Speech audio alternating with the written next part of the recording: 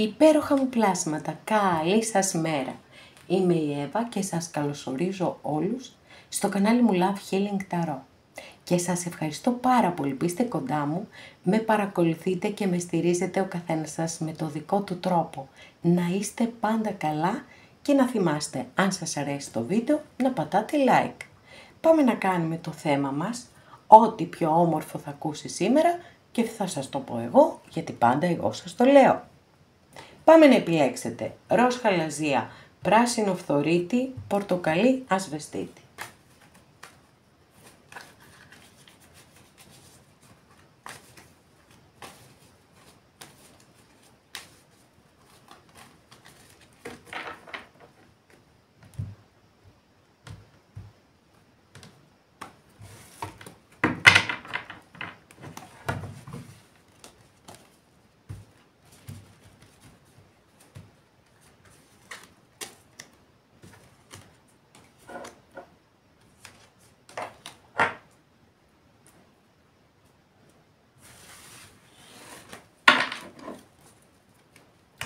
Πρώτη καρτούλα, παιδιά, το είδα, δεν μπορώ να μην το πω.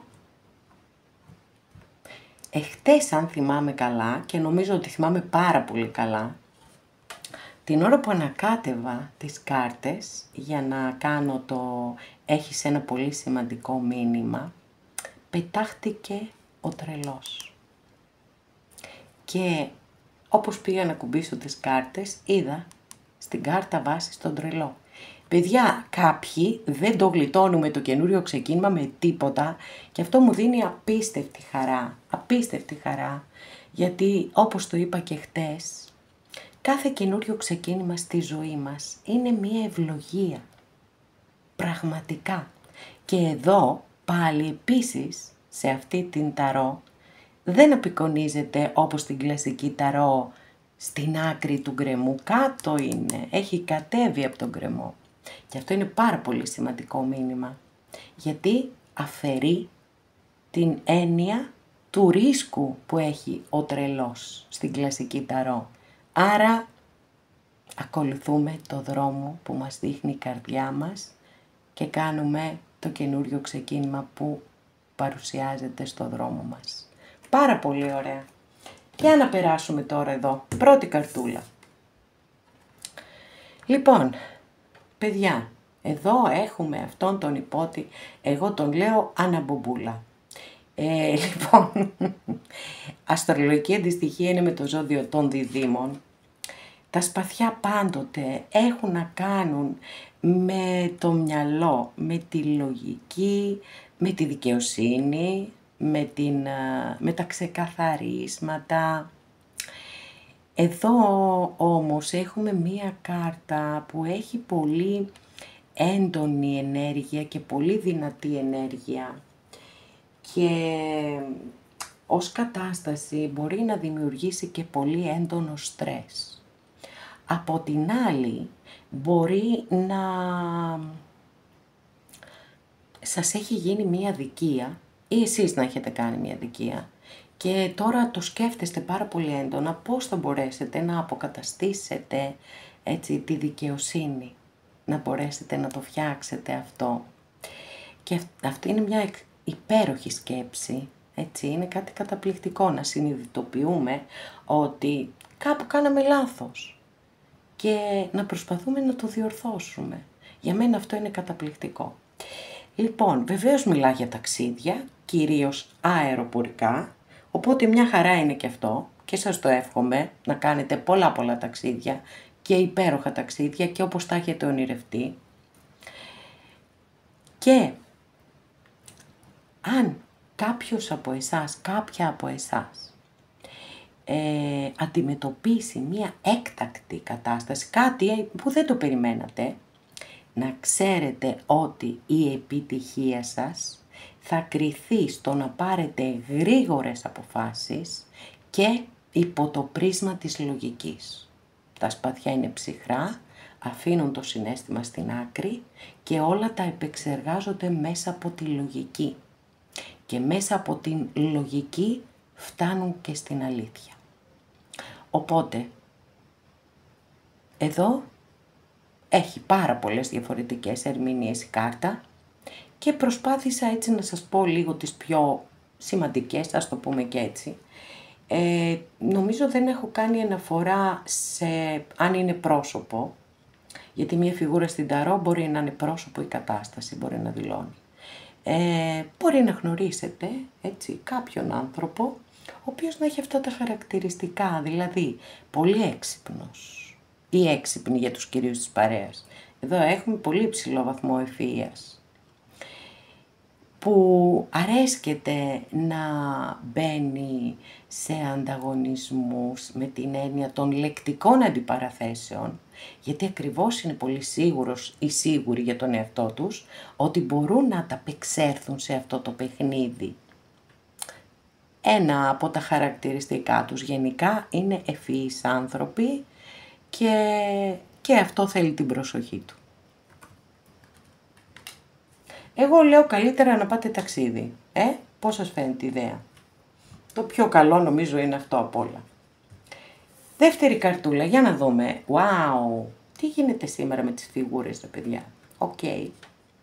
Φαίνεται επειδή το καλοκαίρι προχωράει, κοντεύει να φύγει και ο Ιούλιος σιγά σιγά.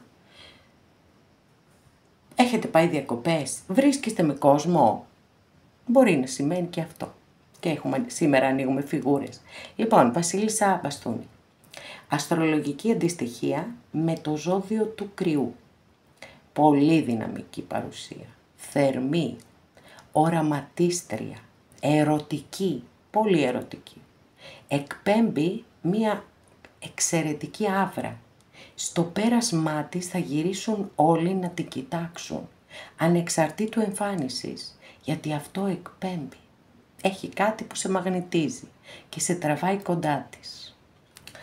Όταν δηλώνει κατάσταση, αναφορικά με τα αισθηματικά δηλώνει το πάθος, αλλά να ξέρετε, προσοχή, και στα κορίτσια μου βέβαια απευθύνομαι και στα αγόρια μου, γιατί έχουμε πει ότι οι φιγούρες στην ταρό δεν έχουν φύλο.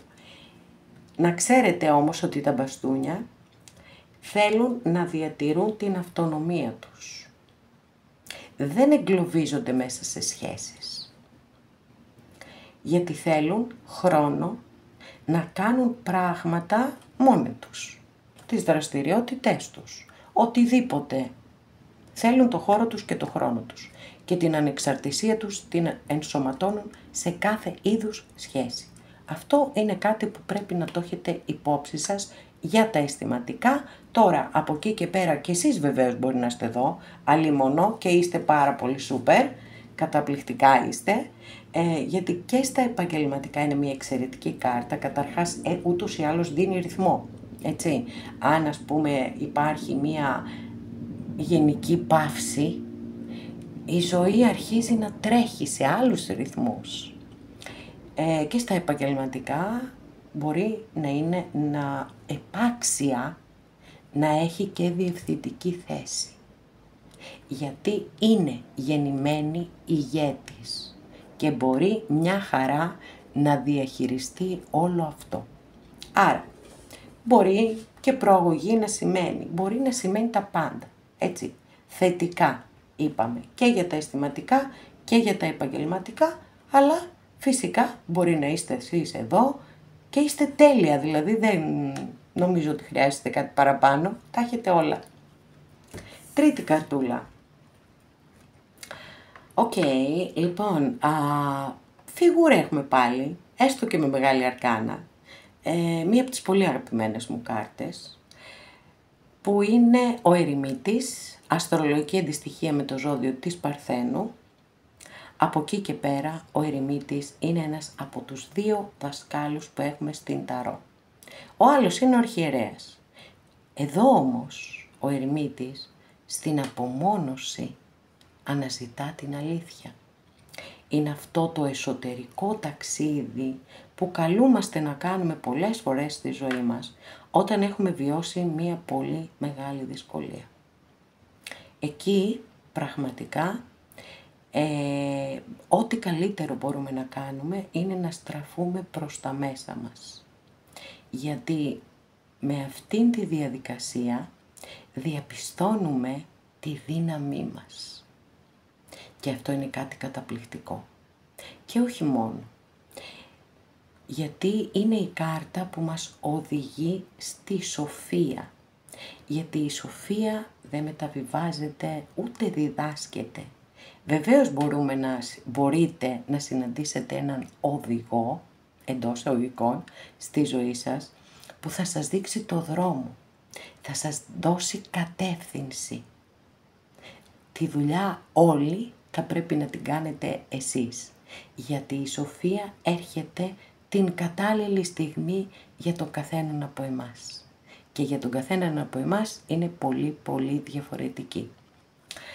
Αν λοιπόν έχετε βιώσει μία δυσκολία στη ζωή σας, στραφείτε μέσα σας.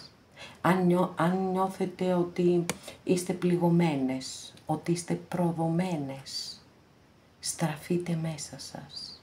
Γιατί ανακαλύπτοντας τη δύναμη μέσα σας, γιατί η δύναμη είναι πάντα μέσα μας, ακόμα και όταν δεν το νιώθουμε, θα συνειδητοποιήσετε ότι